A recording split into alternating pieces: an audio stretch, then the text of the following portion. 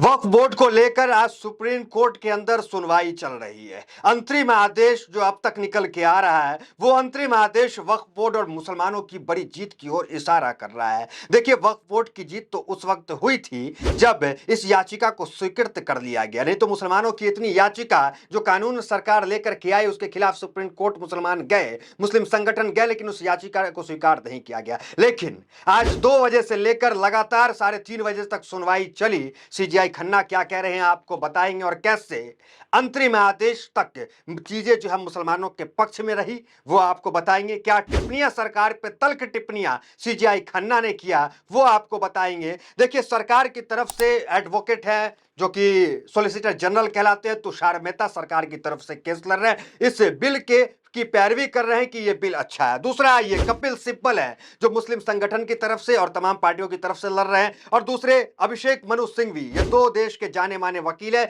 ये जो है बिल के मुखालफत में खड़े होकर सीजीआई खन्ना के सामने दलीलें दे रहे हैं। क्या कुछ दलीलें दिए, सीजीआई खन्ना से क्या कुछ बहस हुआ, और अंतरिम आदेश किस तरीके से मुस्लिमों के पक्ष में रहा वो आपको बताएंगे। देखिए, 3 जस्टिस की बेंच इस मामले को सुन रहे हैं। संजीव खन्ना, जस्टिस संजय कुमार, जस्टिस केवी विश्वनाथन, 3 जज, तीनों की अलग अलग प्रतिक्रिया, और सामने सरकार की तरफ से तुषार मेहता, अभिषेक मनु सिंघवी, कपिल सिब्बल, ये लगातार चल रहे हैं। देखिए, 3 आर्टिकल पे ये जो मुसलमानों की तरफ से केस लड़ रहे हैं, मुस्लिम संगठन की तरफ से 3 आर्टिकल को लेकर केस लड़ रहे हैं। आर्टिकल 14 जो समानता के अधिकार का उल्लंघन कर रहा है, आर्टिकल 25 जो धार्मिक स्वतंत्रता, आर्टिकल 26 धार्मिक अधिकार, ये जो हमें देता है उसका उल्लंघन वक्फ बोर्ड अमेंडमेंट एक्ट 2024 कर रहा है। इसको लेकर लगातार बहस जारी है। देखिए, अब इस मामले में क्या तल्ख टिप्पणियां जो है सीजीआई ने किया और किस तरीके से अंतरिम आदेश मुसलमानों के पक्ष में रहा है वो आपको हम बताते हैं। देखिए, एबीपी न्यूज की रिपोर्ट देखिए, वक्फ बोर्ड में पदेन अधिकारियों के अलावा मुस्लिम सदस्य ही हो, सुप्रीम कोर्ट की टिप्पणी।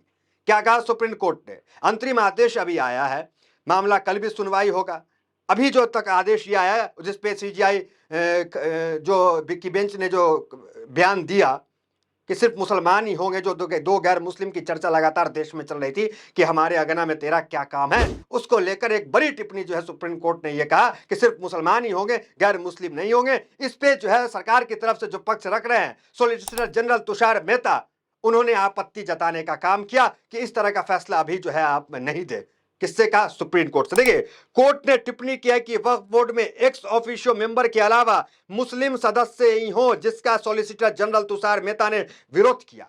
तुषार मेहता सरकार का पक्ष ले रहे हैं, कानून की तारीफ कर रहे हैं।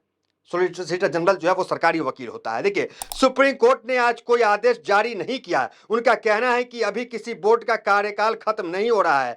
पीआईएल याचिकाओं को सुनकर ऐसा आदेश नहीं देना चाहिए। कोई वक्फ बोर्ड यहां नहीं आया। ये कौन कह रहा है? ये कह रहे हैं सरकारी वकील कि इस तरह का आदेश नहीं देना चाहिए। वो जो कह रहे हैं कि मुस्लिम ही होंगे, किसने कहा? सुप्रीम कोर्ट ने कहा। तो अंतरिम आदेश ये रहा, और ये अंतरिम आदेश मुसलमानों के पक्ष में है। मामला जो है खत्म अभी नहीं हुआ, कल फिर सुनवाई होगी। हमने आपको बताया कि पहली बार ऐसा है कि मुस्लिम का कोई कानून जो सरकार लेकर आई और मुसलमान संगठन या कोई पार्टियां सुप्रीम कोर्ट जाए और वो याचिका स्वीकृत हो जाए, ये पहली बार है। कभी स्वीकृत नहीं होती थी याचिका इस तरीके से। और वक्फ बोर्ड की याचिका न सिर्फ स्वीकृत हुई, उसे इतने लंबे टाइम तक सुना गया और कल फिर सुना जाएगा। देखिए, क्या कुछ बहस हुआ और क्या तल्ख टिप्पणियां जो है सुप्रीम कोर्ट ने जो है वो सरकार को की है, सवाल उठाए हैं, वो जरा देख लीजिए। सुप्रीम कोर्ट ने केंद्र सरकार से भी तीखे सवाल पूछे। सीआई ने एससी तुषार मेहता से कहा कि वक्फ बोर्ड यूजर क्यों हटाया गया। सुप्रीम कोर्ट ने कहा कि 14-15वीं सदी की अधिकांश मस्जिदों में बिक्री विलेख नहीं होगा, अधिकांश मस्जिदें वक्फ बोर्ड यूजर होगी। इस पर एसजी ने कहा कि उन्हें इसे पंजीकृत करवाने से किसने रोका। सुप्रीम कोर्ट ने सवाल किया कि अगर सरकार कहने लगी कि ये जमीनें सरकारी है तो क्या होगा। सुप्रीम कोर्ट ने कहा कि जो 14वीं और 15वीं सदी की मस्जिद है उस पर कागजात नहीं होते हैं, तो फिर आप तो कह देंगे कि यह सरकारी जमीन है। यह बात जो है सुप्रीम कोर्ट ने कहा। ये तल्ख टिप्पणियां जो है वो सुप्रीम कोर्ट करा। देखिए, तो क्या आप गैर हिंदुओं को भी हिंदुओं के बोर्ड में हिस्सा देंगे? सीजीआई का केंद्र से सवाल। सीजीआई संजीव खन्ना केंद्र से सवाल कर रहे हैं कि क्या गैर मुस्लिमों को आप जो है बोर्ड में रखेंगे? तिरुपति का बोर्ड है उसमें रखेंगे आप गैर मुस्लिमों को? ये तल्ख टिप्पणियां किया जा रहा है। मामला देखिए कितना गंभीर हो रहा है। अब जो तीसरा देखिए, वक्फ कानून पर अंतरिम आदेश जारी नहीं करेगा सुप्रीम कोर्ट। सुप्रीम कोर्ट ने वक्फ कानून पर सुनवाई के बाद अंतरिम आदेश जारी नहीं किया जाएगा। इस मामले की सुनवाई कल भी जारी रहेगा। इसके बाद भी सुप्रीम कोर्ट इस मामले में आगे का फैसला लेगा। शुक्रवार को 2 बजे से इस मामले की फिर सुनवाई होगी। मामला बढ़ा दिया गया, हमने पहले कहा, आपको आर्टिकल भी दिखा दिया। और क्या तल्ख टिप्पणी है, जरा फिर देखिए। हिंदू एक्ट कहता है कि चैरिटेबल ट्रस्ट ही देखरेख हिंदू करेगा। जस्टिस विश्वनाथ, 3 जजों की बेंच हमने आपको बताया, संजीव खन्ना, जस्टिस संजय कुमार और जस्टिस केवी विश्वनाथन। तो जस्टिस विश्वनाथन जो है उन्होंने क्या कहा, जरा देख लीजिए। हिंदू एक्ट कहता है कि चैरिटेबल ट्रस्ट ही देखरेख हिंदू करेगा। हिंदू चैरिटेबल ट्रस्ट जो है, जिसमें मंदिर आते हैं तमाम, उसकी देखरेख कौन करेगा? सिर्फ हिंदू करेगा। केंद्र की ओर से इस चीज में कोई उदाहरण नहीं दे रहा हूं, मैं केवल एक वैधानिक कमेटी की बात कर रहा हूं। मतलब उन्होंने कहा कि आप हिंदुओं में तो हिंदू देखरेख करेगा, लेकिन मुसलमानों में ऐसा क्यों? तो ये तीनों जज हैं और तीनों जो है, चाहे सोलिसिटर ये माफ कीजिए, ये सीजीआई हो या फिर जस्टिस हो, ये सब अपनी अपनी बात रह रहे हैं और सीधा तिल तल्क सवाल कर रहे हैं। क्या केंद्र मुसलमानों को हिंदू धार्मिक ट्रस्टों में शामिल होने की अनुमति देगा? एक और तल्ख टिप्पणियां। क्या सरकार जो है मुसलमानों को, जो हिंदुओं का तमाम है ट्रस्ट और जो भी मंदिर है, क्या उसमें शामिल करेगा? सुप्रीम कोर्ट ने केंद्र से पूछा कि क्या मुसलमानों को हिंदू धार्मिक ट्रस्ट का हिस्सा बनाने की अनुमति देने को तैयार है? देखिए, ये तमाम तल्ख टिप्पणियां अभी आपको अंतरिम आदेश का इसलिए सुना रहे हैं क्योंकि इससे जो है रूपरेखा पता चलता है कि इस केस की रूपरेखा कहां तक जा रही है। देखिए, यूं तो सुप्रीम कोर्ट यूं ही किसी याचिका को स्वीकृत नहीं करता है। अगर स्वीकृत करता है तो उसके पीछे बहुत ठोस वजह सुप्रीम कोर्ट को लगती है, तभी जाकर के इस तरह की याचिका को स्वीकृत किया जाता है। देखिए, अब चले आते हैं कि क्या सुप्रीम कोर्ट में या सुप्रीम कोर्ट ने पहले कभी किसी सरकार की कानून को इस तरीके से रद्द किया है? जो लग रहा है कि जिस ओर सुप्रीम कोर्ट वक्फ बोर्ड को लेकर के आगे बढ़ रहा है और उम्मीद जताई जा रही है कि ये भी जो कानून है ये रद्द हो जाएगा, ऐसी उम्मीद जताई जा रही है। मुस्लिम संगठनों को ये उम्मीद है, न्यायालय से ही उम्मीद होती है। देखिए, एक लंबी सूची हम लेकर के आए हैं आपके लिए। इस सूची में तमाम वो आपको बताएंगे जो सरकार कानून लेकर के आई, लेकिन सुप्रीम कोर्ट के हस्तक्षेप के बाद सरकार को जो है कानून जो रद्द करना पड़ा सुप्रीम कोर्ट के आदेश के। देखिए, चुनावी बॉन्ड योजना 2024 सरकार ये लेकर के आई, लेकिन सुप्रीम कोर्ट ने आदेश किया कि इसको खत्म करो। क्लीन बोल्ड कर दिया सुप्रीम कोर्ट ने। तो ये पावर है सुप्रीम कोर्ट की। तो चुनावी बॉन्ड योजना क्या थी कि किसी कोई पार्टी है, चाहे अंबानी से चंदा ले, अडानी से चंदा ले, वो चंदा ले और वो बताए ना कि हमने किससे चंदा लिया। चंदा देने वाला गोपनीय हो जाए, चंदा लेने वाला गोपनीय हो जाए। लेकिन कोर्ट ने इस आदेश को खारिज कर दिया और क्लीन बोल्ड इस आदेश को किया। दूसरा देखिए, राष्ट्रीय न्यायिक नियुक्ति आयोग 2015, इसको भी मोदी सरकार के इस कानून को भी खारिज किया। आधार कार्ड से संबंधित प्रावधान था 2018 का, उसको भी खारिज करने का काम किया।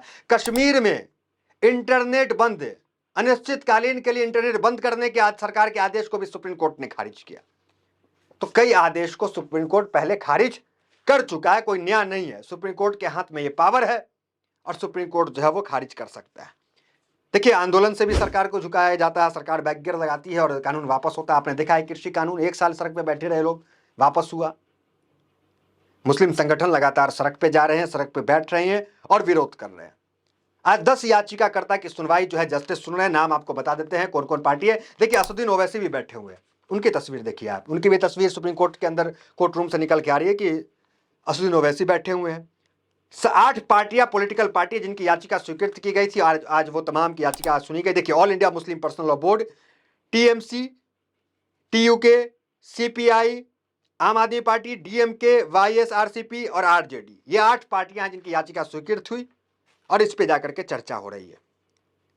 हालांकि याचिका तो कई दर्जन याचिका जो है वो डाले गए थे और वक्फ बोर्ड को लेकर हमने आपको कहा कि पहले भी वक्फ बोर्ड की जीत उस वक्त हो गई जब याचिका जो है वो स्वीकृत हुई और उसके बाद कई प्रदेश जो है सरकार के इस बिल के खिलाफ जो है अपने अपने विधानसभा में प्रस्ताव पारित किया कि सरकार जो कि 2024 एक्ट लेकर के आई है वक्फ बोर्ड का, इसको हम लागू नहीं करेंगे। उसमें आपको कर्नाटका है, तेलंगाना है, तमिलनाडु है, बंगाल है, ये तमाम वो राज्य है जिन्होंने साफ कह दिया कि हम ये कानून जो है अपने राज्य में लागू नहीं करेंगे।